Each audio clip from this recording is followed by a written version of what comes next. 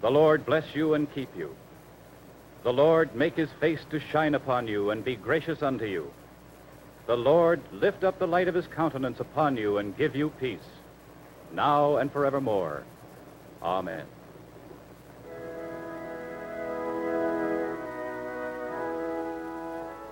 The Midway had dropped anchor in Manila Bay, and it's hard to say who was the more anxious to go ashore, the men or the officers.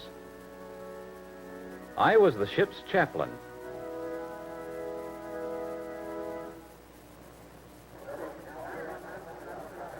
For most of the crew, Manila was just another port, but I was born in the Philippines. For me, this was a kind of homecoming.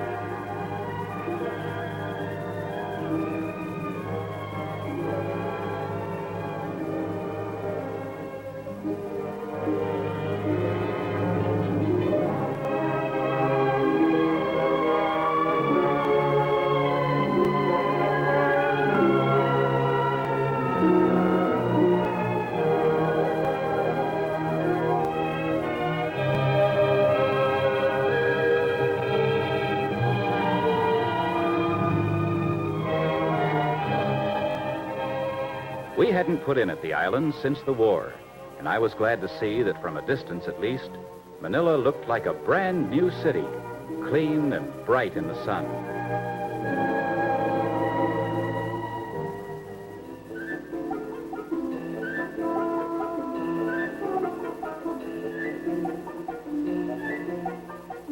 I could find familiar landmarks downtown, but wherever I looked, there was change. New buildings had been built. Old ones had been restored.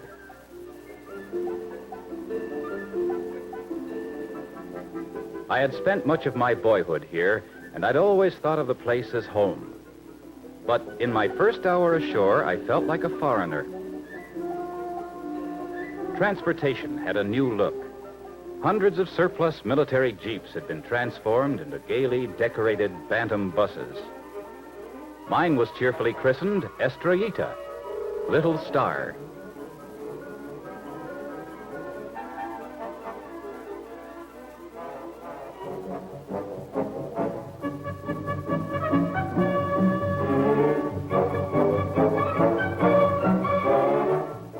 Wherever else I saw change, it was change for the better. And pretty soon I found myself liking the idea. Things weren't like they were in the old days, to be sure, but maybe it was all to the good.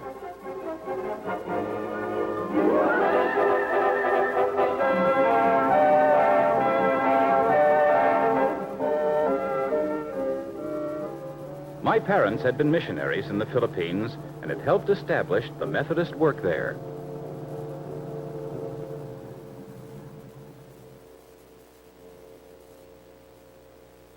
There was no trouble in locating Central Church.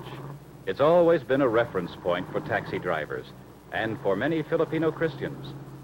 I was feeling less like a stranger.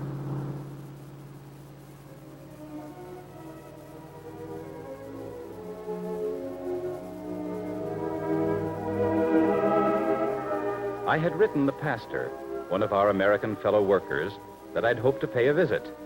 This was a link with the past, for he had known my father. I learned that I was expected.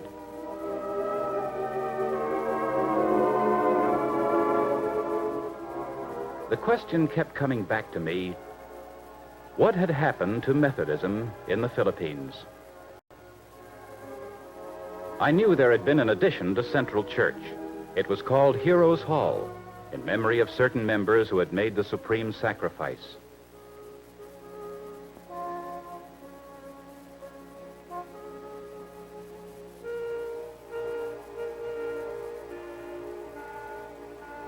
Greater love hath no man than this, that a man lay down his life for his friends.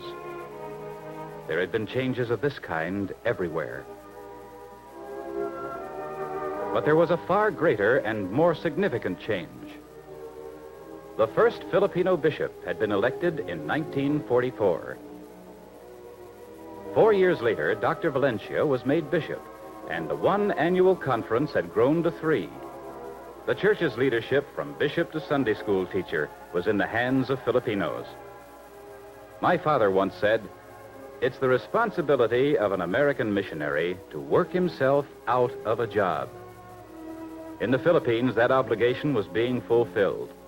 For example, the 14 district superintendents who reported to Bishop Valencia were all Filipinos, and my host volunteered to help me see what had happened to other activities of the church since I had left the country.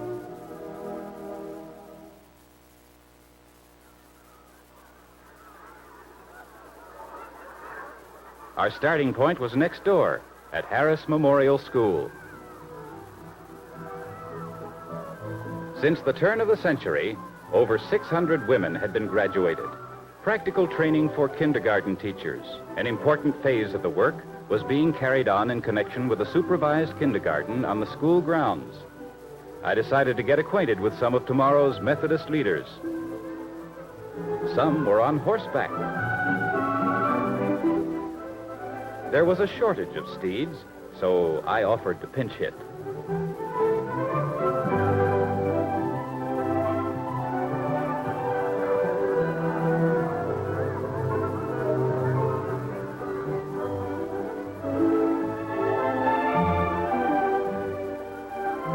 Some of the young ladies were pretty serious about their future. So were some of the young men.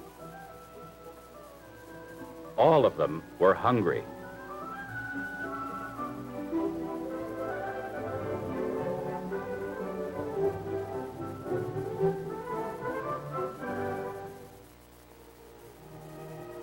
Harris Memorial School, in addition to training teachers, was turning out deaconesses.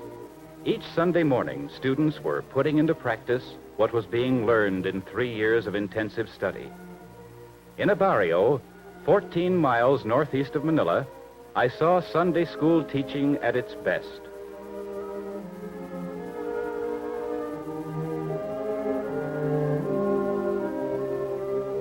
I reminded myself that I might be listening to a future bishop, a school teacher, or a pastor. National Methodist leadership was in full flower. Young women like Benigna had been equipped mentally and spiritually to help train the youth of today who would provide leadership for tomorrow. This was the fruit of work begun in the Philippines in 1899. From the very first year of our Methodist mission, direction had been put in the hands of Filipinos wherever possible. This was the universal strategy of my church. This, in effect, was the genius of its missionary thrust.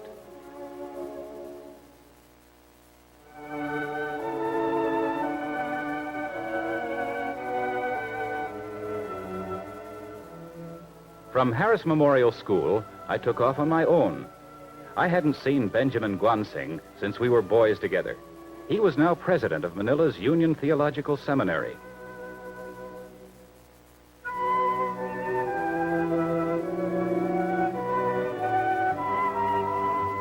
I found him behind the administration building during a break between classes.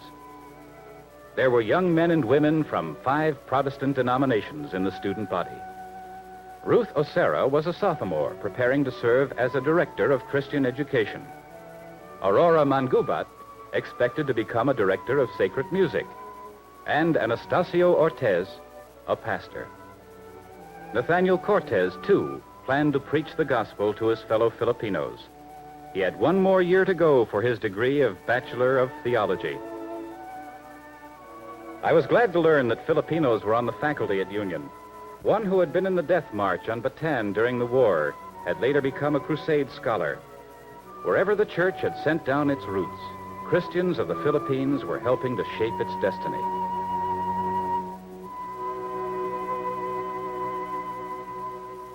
On the campus of the University of the Philippines had risen a new chapel for the Interdenominational Protestant Center, replacing a temporary building inherited from the war years.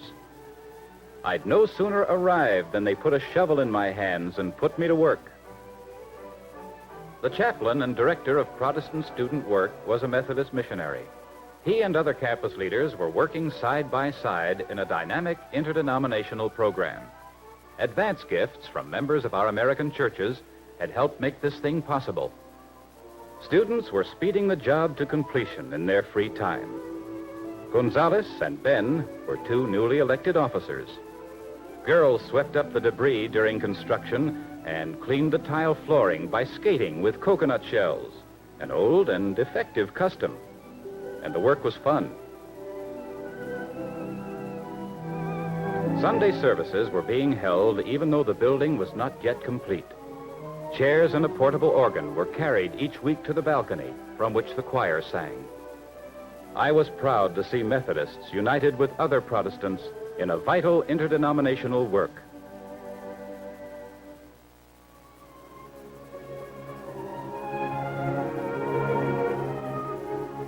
I knew I'd have to move along if I was to see my church at work outside Manila. But I had a soft spot in my heart for Mary Johnson Hospital. I was born in the pre-war building, and a visit to the new modern structure was in order.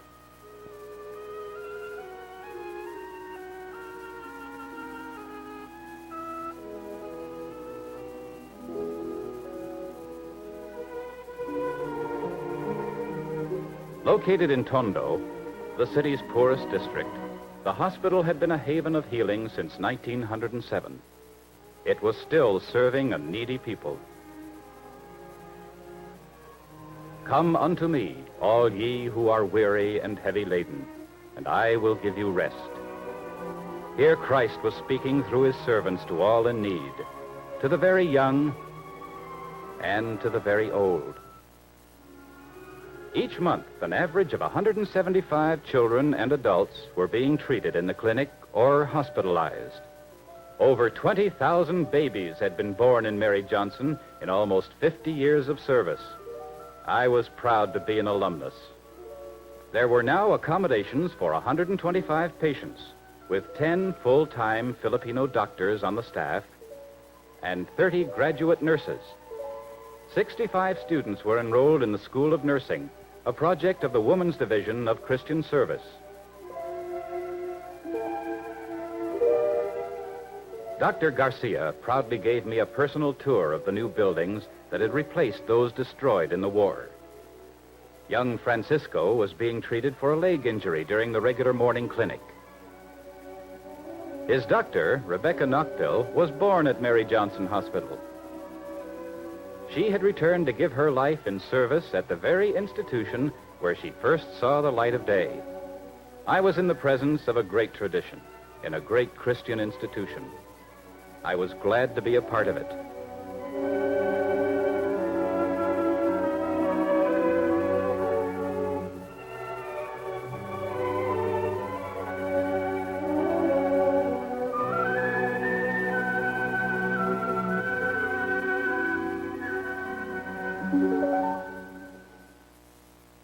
After my visit to Manila, I made one flying trip to southern Mindanao, arriving in the mission plain near Catapawan.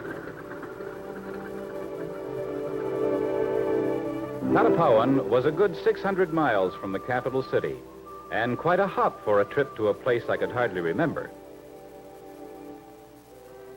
I made a tour of the work with our missionary.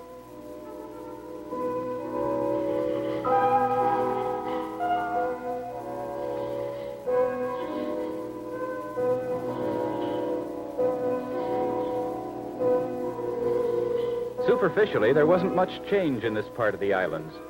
Our family had visited it only briefly when I was young, for our church only recently started work on Mindanao.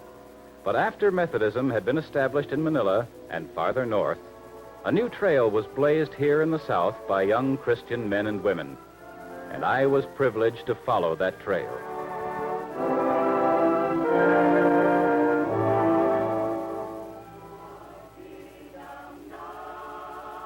Since many people could not come to the church was going to the people.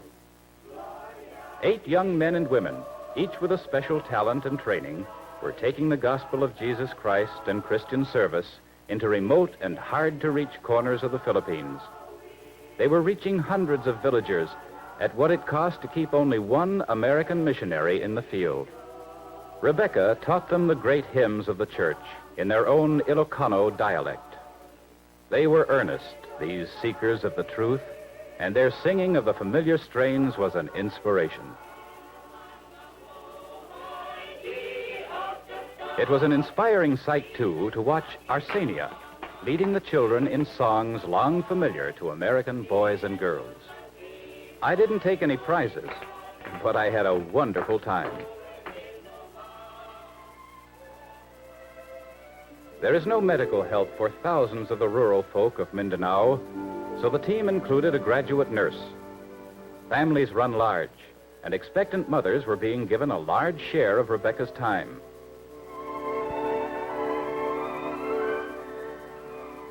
More and more, I became impressed by the fact that my church was concerned with all the needs of a people and was training qualified persons to meet those needs.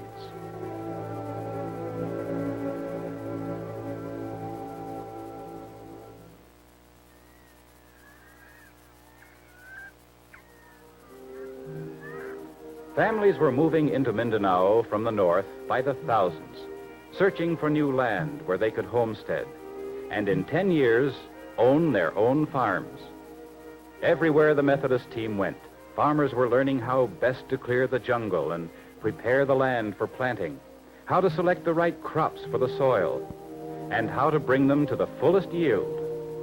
So, too, the soil of the Spirit was being cultivated in preparation for a harvest of souls for Christ.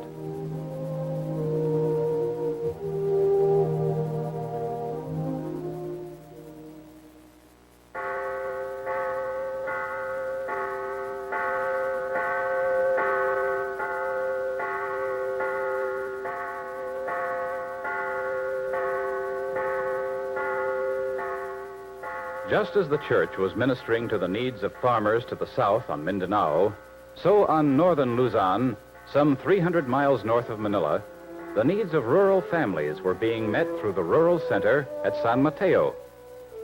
Hub of the center was Evelyn Memorial Academy, one of our schools which were training high school students in a Christian environment.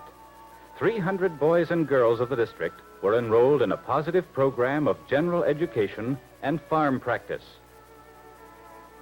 A program recognized and approved by the government.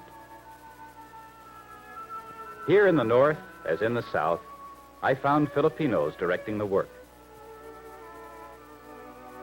As the students went from morning assembly to their classes, I decided to get acquainted.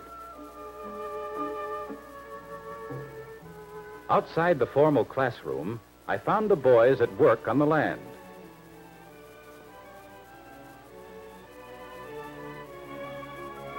I was allowed to come and go as I pleased, managing to get my hands on a few things completely foreign to me.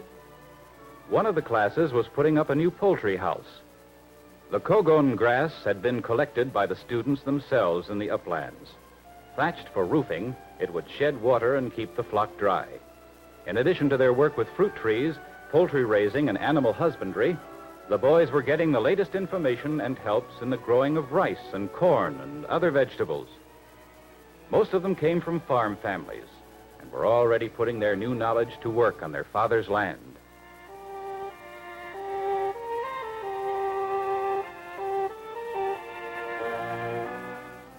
The rural center at San Mateo was creating new patterns of home and family life through a curriculum specifically designed for rural living. The sinews of a Christian society were being strengthened in a balanced program.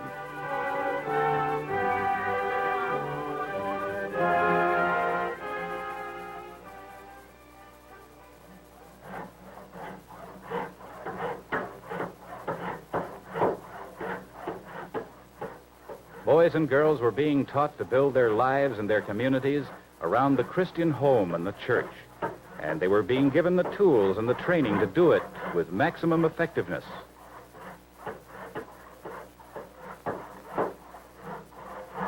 My leave was going to be up in another week, and so I headed south toward Manila. On my way, I wanted to see the staff of the mobile medical clinic in the Cagayan Valley. I was told that if I was lucky, I might be able to catch them at work. The clinic is so mobile that it's not easy to keep up with it.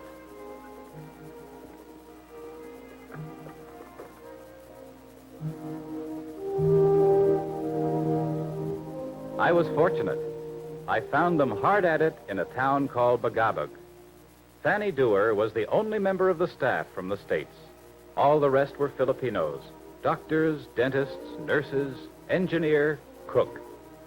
Some of my own benevolence giving had gone into the equipment they were using. Now I was going to see it put to work. Nurse Dewar estimated that since the mobile clinic was established in 1949, it had covered enough distance to take it twice around the world. Thousands of grateful patients each year had been treated by this caravan of mercy on wheels. Dr. Armovit was a general practitioner with special knowledge in emergency treatment. Miss Dewar herself was a registered nurse. Dental work, always in great demand, was made possible by the use of portable equipment. The Christian ministry of medicine was not an end in itself, but rather a complement to the Christian ministry of God's saving grace. The source of the love which had created the mobile clinic was made known to everyone who received its blessings. For this work was of God, and only the love of Christ, reaching out through the lives of his consecrated followers, had made it a reality.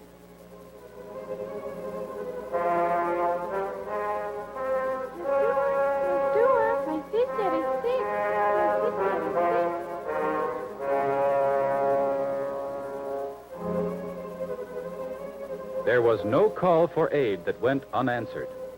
This was my church in action.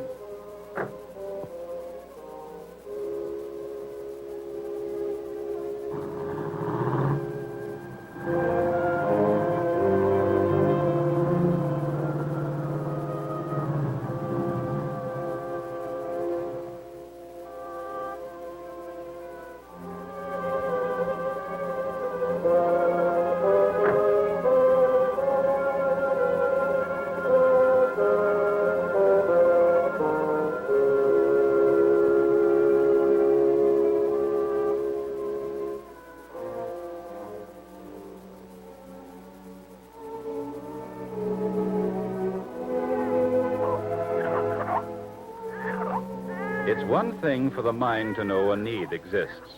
It's another for the heart to accept the knowledge. I found myself in the presence of need that could not be measured by the ordinary yardsticks of my own experience.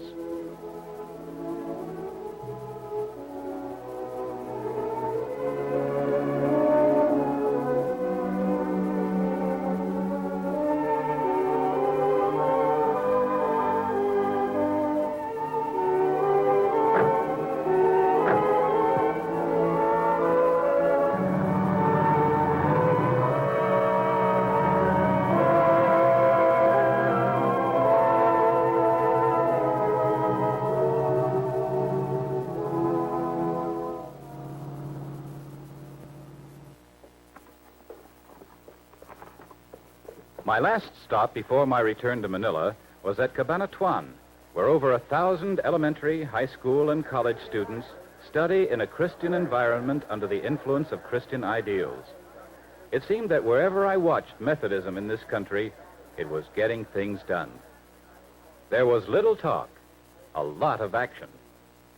College girls from Wesleyan College went out on daily morning assignments into the needy places of the neighborhood.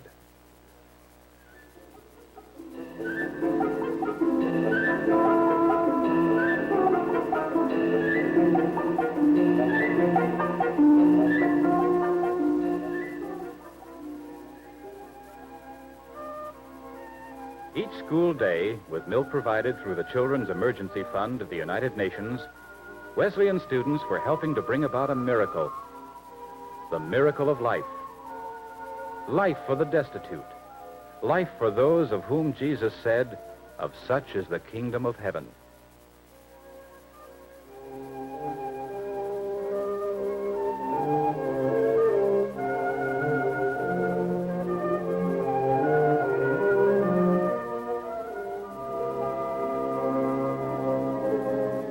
In other out-of-the-way places, students in home economics were teaching mothers how to provide their families with nutritious meals at a minimum of cost.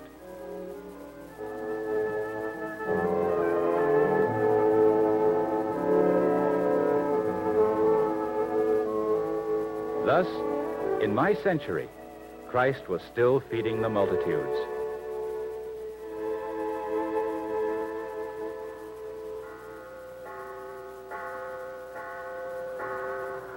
Before returning to my ship, I had the privilege of worshiping in Knox Memorial Church in downtown Manila.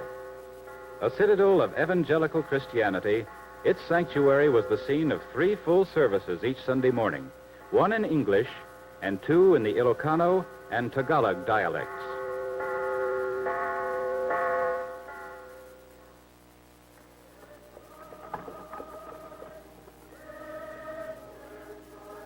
But the service I will remember most vividly, I suppose, is the one I attended in a small Methodist church on the outskirts of the city.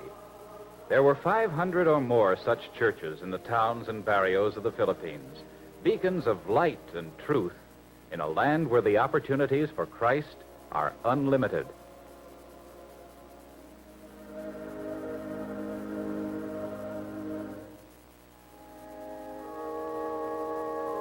The Lord bless you and keep you. The Lord make his face to shine upon you and be gracious unto you. The Lord lift up his countenance upon you and give you peace, both now and evermore. Amen.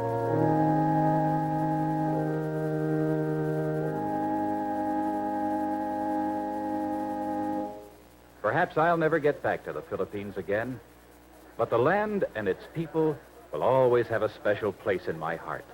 Not just because I grew up there or because I happened to be born in Manila, but because I had seen Methodism at work firsthand and knew that whatever the future might hold, the church, strong in its leadership, would move forward into even greater achievement and service.